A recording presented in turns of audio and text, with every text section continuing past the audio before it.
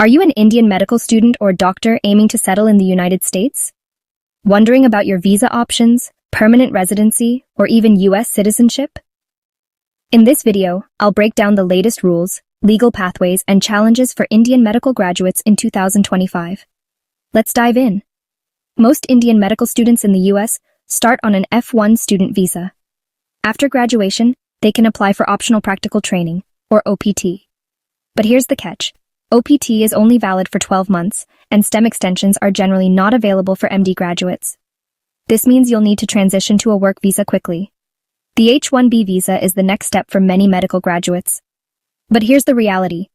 The annual H-1B lottery is highly competitive, and Indian nationals face long processing delays due to per-country caps.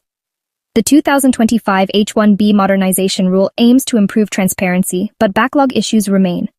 If you're pursuing residency in the US, you might be on a J-1 visa, which comes with a 2-year home residency requirement before you can apply for an H-1B or green card. But don't worry, you can bypass this requirement through a J-1 waiver. One of the best waiver options is the Conrad 30 program, which allows J-1 doctors to work in medically underserved areas for 3 years in exchange for a waiver. Some states in 2025 have started increasing their waiver limits beyond 30 slots. So how do you get a green card? Indian doctors usually apply under EB2 or EB1 categories.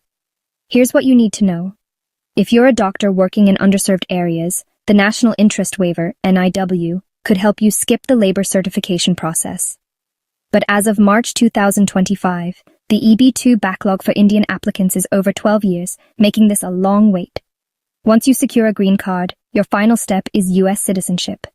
Here's what you need to know. The process is long, but with the right strategy, Indian doctors can achieve permanent residency and eventually US citizenship. So, what's the best strategy for Indian medical graduates in 2025? Here are my top recommendations. Consider J-1 waivers early if you're doing residency on a J-1 visa. Apply for EB-1A, Extraordinary Ability, if eligible. It has a shorter wait time. Work with an immigration attorney to stay updated on visa changes.